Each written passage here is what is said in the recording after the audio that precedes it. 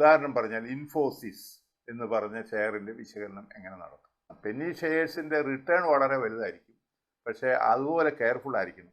വികസിത രാജ്യങ്ങൾ, അമേരിക്ക പോലെയുള്ള സ്ഥലങ്ങളിലൊക്കെ ജനങ്ങൾ ഏറ്റവും കൂടുതൽ ഇൻവെസ്റ്റ് ചെയ്യുന്നത് ഓഹരികളിലാണ്. 60% പേര്.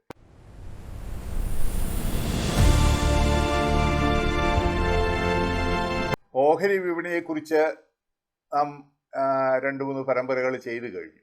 അതിൽ എന്താണ് ഓഹരി, അടിസ്ഥാന വിശകലനത്തിലൂടെ നിക്ഷേപയോഗ്യമായ ഓഹരികളെ എങ്ങനെ തിരഞ്ഞെടുക്കാം എന്നതായിരുന്നു നാം പറഞ്ഞത്. പക്ഷേ നിരവധിയായിട്ടുള്ള പ്രേക്ഷകർ എന്നോട് ചോദിച്ചു, ഈ അടിസ്ഥാന വിശകലനം എങ്ങനെ നടത്തും, എവിടെ നടത്തും, അതിനെക്കുറിച്ചൊരു വിശദീകരണം തരാമോ എന്ന് ചോദിച്ചു. അതുകൊണ്ട് അടുത്ത എപ്പിസോഡിലേക്ക് കടക്കുന്നതിന് മുമ്പ് എങ്ങനെയാണ് അടിസ്ഥാന വിശകലനം നടത്തുന്നത്. ഉദാഹരണത്തിന് നമുക്ക് വേണ്ടത് ഞാൻ നേരത്തെ സൂചിപ്പിച്ചു, മേഖല തിരഞ്ഞെടുക്കാം. നമുക്ക് ഊർജ്ജ മേഖലയുണ്ട്, IT മേഖലയുണ്ട്, അങ്ങനെ വിവിധ മേഖലകളിലെ ഒരു 4-5 ഷെയറുകളാണ് നമ്മൾ വിശകലനത്തിന് വിധേയമാക്കി നമുക്ക് നിക്ഷേപയോഗ്യമായിട്ട് നമ്മൾ കണ്ടുപിടിക്കുക. അപ്പോൾ ഈ വിശകലനത്തിന് ഇപ്പം ഉദാഹരണം പറഞ്ഞാൽ ഇൻഫോസിസ് എന്ന് പറഞ്ഞ ഷെയറിൻ്റെ വിശകലനം എങ്ങനെ നടത്തും.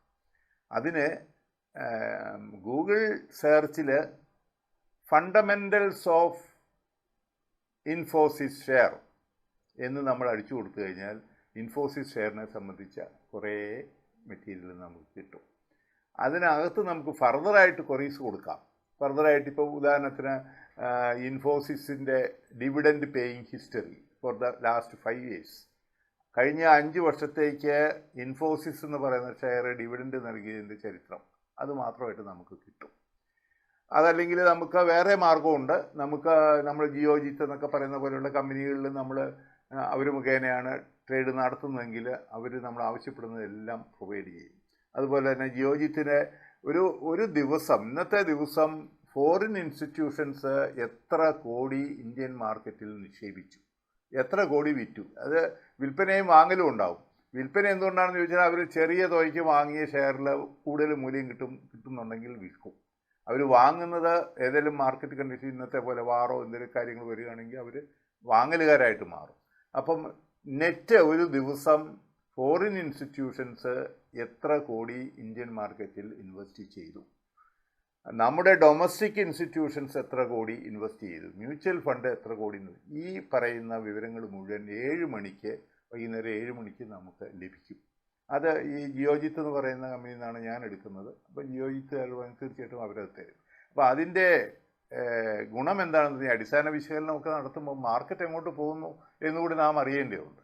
മാർക്കറ്റിലെ ഒരു ഇൻവെസ്റ്റ്മെൻറ്റ് കാലാവസ്ഥയാണ്, അതായത് പണം നിക്ഷേപം കൂടുതലായിട്ട് നടക്കുന്ന ഒരു കാലാവസ്ഥയാണ് ഉള്ളതെങ്കിൽ ഇത് നമുക്ക് ഒരുപാട് ഉപകാരം ചെയ്യും.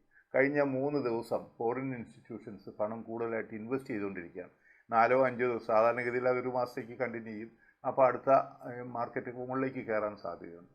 പലപ്പോഴും ഈ അടുത്ത കാലത്തായിട്ട് ഫോറിൻ ഇൻസ്റ്റിറ്റ്യൂഷൻസ് വലിയ സെല്ലിങ് നടത്തുമ്പോൾ നമ്മുടെ ഡൊമസ്റ്റിക് ഇൻസ്റ്റിറ്റ്യൂഷൻസ് അതെല്ലാം ബൈ ചെയ്യുന്ന സിറ്റുവേഷൻ. അതുകൊണ്ട് മാർക്കറ്റിൽ അത്ര വലിയ താഴ്ചയോ അത്ര വലിയ ഉയർച്ചയോ വരുന്നില്ല, ഒരു ബാലൻസിങ് ഇതിലാണ് പോകുന്നത്. അപ്പോൾ ഫോറിൻ ഇൻസ്റ്റിറ്റ്യൂഷനെ സംബന്ധിച്ചിടത്തോളം അവർക്ക് ന്യായമായ ലാഭം കിട്ടിയപ്പോൾ അവർ പിന്മാറി. പക്ഷേ ഡൊമസ്റ്റിക് ഇൻസ്റ്റിറ്റ്യൂഷനെ സംബന്ധിച്ചിടത്തോളം ഇത് നല്ല കമ്പനി ആയതുകൊണ്ട് അവർ ഫർദറായിട്ട് ഈ താൽക്കാലിക താഴ്ചയിൽ നിന്ന് കയറുമെന്നറിയാം, അവർ ഇൻവെസ്റ്റ് ചെയ്യുന്നു. അതാണ് ഇപ്പോൾ മാർക്കറ്റിൽ പൊതുവേ നടക്കുന്ന ഒരു സ്ട്രാറ്റജി.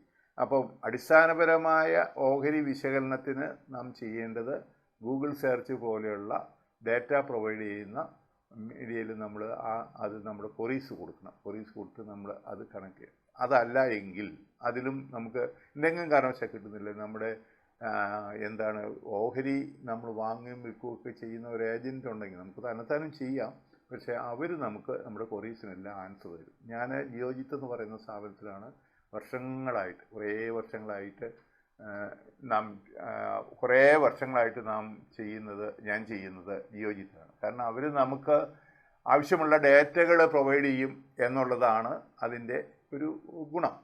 അതുപോലെ ഫോറിൻ ഇൻസ്റ്റിറ്റ്യൂഷൻ, ഡൊമസ്റ്റിക് ഇൻസ്റ്റിറ്റ്യൂഷൻ്റെ മാർക്കറ്റിൽ നടക്കുന്ന സെല്ലിങ്ങും ബൈങ്ങിനെ കുറിച്ചുള്ള ഒരു ഏകദേശ ചിത്രം നമുക്ക് വൈകുന്നേരം കിട്ടും. അപ്പം അങ്ങനെയാണ് നമ്മൾ മാർക്കറ്റിനെ വിലയിരുത്തുന്നത്. ഞാൻ എല്ലാ കാര്യങ്ങളും കൂടെ ഒരുമിച്ച് പറഞ്ഞ നമ്മുടെ വ്യൂവേഴ്സിന് ഒരു കൺഫ്യൂഷൻ വരരുതെന്ന് എനിക്ക് നിർബന്ധമുണ്ട്. അതുകൊണ്ടാണ് വളരെ സിമ്പിളായിട്ട് ചെറിയ കാര്യങ്ങൾ ഓരോന്ന് പറയുന്നത്. നിങ്ങളുടെ കൊറീസ് തീർച്ചയായിട്ടും ഇടണം, ആ കൊറീസിന് മറുപടി തരാം. അങ്ങനെ സംശയങ്ങളും കൂടെ നമുക്ക് മാറ്റി ഒരു സ്മൂത്തായിട്ടുള്ള നിക്ഷേപകനായിട്ട് നിങ്ങൾ മാറണമെന്നാണ് എൻ്റെ ആഗ്രഹം.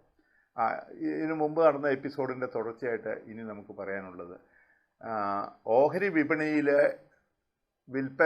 വാങ്ങൽ വിൽപ്പന നടക്കുന്ന ഓഹരികളെ പൊതുവിൽ 3 തരംതിരിച്ചിരിക്കുന്നത്. അതിൽ മീഡിയം എന്ന് പറഞ്ഞാൽ ഏതാണ്ട് മിഡിൽ വരുന്ന ഷെയറുകൾ, പിന്നെ ലോ പ്രൊഫൈലുള്ള ഷെയറുകൾ, ഹൈ പ്രൊഫൈലുള്ള ഷെയർ. ഹൈ പ്രൊഫൈൽ ഷെയർ ഇപ്പോൾ നമുക്ക് റിലയൻസോ ഇൻഫോസിസോ ഒക്കെ ഹൈ പ്രൊഫൈലാണ്. അതുപോലെ തന്നെ മീഡിയം ലെവൽ പിന്നെ ഫൈനാൻസ് കമ്പനികൾ, ശ്രീറാം ഫൈനാൻസ് പോലുള്ള അല്ലെങ്കിൽ ബജാജ് ഫൈനാൻസ് പോലുള്ള കമ്പനികളൊക്കെ മിഡിൽ ഇതിനകത്ത് വരും. താഴെ വരുന്നത് പെന്നി ഷെയർസ് എന്നും പറയും, അല്ലെങ്കിൽ ലോ പ്രൊഫൈൽ ഷെയർസ്. അതും 10 രൂപയോ അത് താഴേക്കുള്ള ഷെയറുകളായിരിക്കും. അതിൽ നമ്മൾ വളരെയധികം കെയർഫുൾ ആയിരിക്കണം. പെന്നി ഷെയർസിൻ്റെ റിട്ടേൺ വളരെ വലുതായിരിക്കും, പക്ഷേ അതുപോലെ കെയർഫുൾ ആയിരിക്കണം. പെന്നി ഷെയർസ് ഒരുപാട് ആയിരക്കണക്കിന് പെന്നി ഷെയർസ് ഉണ്ട്. പലതും തകർന്നു പോകുന്ന തകർന്ന കമ്പനികളൊക്കെ ആയിരിക്കും. പക്ഷേ ആ മേഖലകളിൽ ഏതെങ്കിലും പ്രോമിസിംഗ് ആയിട്ടുള്ളൊരു മേഖലയിൽ പുതുതായിട്ട് ആരംഭിച്ച ഒരു പെന്നി ഷെയർ നമുക്ക് പലപ്പോഴും നിക്ഷേപയോഗ്യമായിരിക്കും. ഉദാഹരണത്തിന് പറഞ്ഞാൽ ഇപ്പോൾ ഊർജ്ജ മേഖലയിലെ സുസ്ലോണ്, JP പവർ അങ്ങനെയൊക്കെ പറഞ്ഞ് ഒരുപാട് ഷെയർസ് തുടങ്ങി. അതൊക്കെ ആദ്യകാലത്ത് പെന്നി ഷെയർസ് ആയിരുന്നു. അപ്പം 5 രൂപയ്ക്ക് കിട്ടുമായിരുന്നു. ഇന്നിപ്പോൾ 80 രൂപയാണ്. അപ്പോൾ 5 രൂപയിൽ നിന്ന് 80ലേക്ക് കുതിച്ചു പാഞ്ഞ ഒരു ഷെയറാണ്. ആ ഷെയർ കിട്ടുന്ന റിട്ടേൺ ഒരുപക്ഷെ ഇൻഫോസിസോ റിലയൻസോ പോലുള്ള വലിയ ഷെയറിൽ ഇൻവെസ്റ്റ് ചെയ്താൽ ആ പെർസെൻറ്റേജ് നോക്കുമ്പോൾ അത്രയും കിട്ടിയെന്ന് വരില്ല. അങ്ങനെ നമ്മൾ അപ്പോൾ വിശകലനം ചെയ്യുമ്പോൾ അത് ഏത് മേഖലയാണ്, അവരുടെ പ്രോജക്റ്റ് എന്താണ്, അവർക്ക് എത്ര വർഷമാണ് പ്രൊഡക്ഷന് വേണ്ടി വരുന്നത്, ലാഭവിഹിതം എന്നു മുതൽ വരും, അങ്ങനെയുള്ള കാര്യങ്ങളൊക്കെ മനസ്സിലാക്കിയിട്ട് വളരെ കൂർമ്മബുദ്ധിയോടെ ഇൻവെസ്റ്റ് ചെയ്യേണ്ടതാണ് പെന്നി ഷെയർസ്. ഒരുപക്ഷെ ലാർജ് ക്യാപ്പ് അല്ലെങ്കിൽ മിഡിൽ ക്യാപ്പ് ഷെയർസിൽ അതുപോലെയുള്ള ഒരു റിസ്ക് ഇല്ലായിരിക്കും, പക്ഷേ റിട്ടേൺ അതനുസരിച്ച് കുറയും. അതുകൊണ്ട് ഈ 3 മേഖലകളെയും നമ്മൾ കൈകാര്യം ചെയ്യണം. 3 മേഖലയിലെ ഓഹരികളെ അടിസ്ഥാന വിശകലനത്തിന് വിധേയമാക്കണം. അടിസ്ഥാന വിശകലനം എന്ന് പറയുമ്പോൾ ഊർജ്ജ മേഖല പോലെ പ്രോമിസിംഗ് ആയിട്ടുള്ളൊരു മേഖലയിലെ പെന്നി ഷെയർസൊക്കെ വേണം നാം പ്രയോറിറ്റി കൊടുക്കുക. അങ്ങനെ പോയാൽ, അങ്ങനെ വളരെ കെയർഫുള്ളായിട്ട് ഓരോ പടികളും സൂക്ഷിച്ചു വെച്ച് മുന്നോട്ട് പോകുന്ന ഒരു നിക്ഷേപകനെ സംബന്ധിച്ചിടത്തോളം അത് തീർച്ചയായിട്ടും നമുക്ക് വളരെ കംഫർട്ടബിളായിട്ടുള്ള ഒരു റിട്ടേൺ ഷെയർ മാർക്കറ്റിൽ നിന്ന് നൽകും. അതോടൊപ്പം തന്നെ നമ്മൾ മനസ്സിലാക്കേണ്ട ഒരു പ്രധാനപ്പെട്ട കാര്യം, വികസിത രാജ്യങ്ങൾ, അമേരിക്ക പോലെയുള്ള സ്ഥലങ്ങളിലൊക്കെ ജനങ്ങൾ ഏറ്റവും കൂടുതൽ ഇൻവെസ്റ്റ് ചെയ്യുന്നത് ഓഹരികളിലാണ്, 60% പേര്. അപ്പം അതുകൊണ്ട് ഇത് വളരെ പ്രോമിസിംഗ് ആയിട്ടുള്ള ഒരു കാര്യമാണ്. ഇന്ത്യ വളരെ വേഗത്തിൽ വികസിത രാജ്യമായി മാറുന്നു. തീർച്ചയായിട്ടും ഇന്ത്യൻ ഓഹരി വിപണി നിക്ഷേപകരെ സംബന്ധിച്ചിടത്തോളം വളരെയധികം പ്രതീക്ഷകൾ നൽകുന്ന ഒരു വിപണിയാണ്.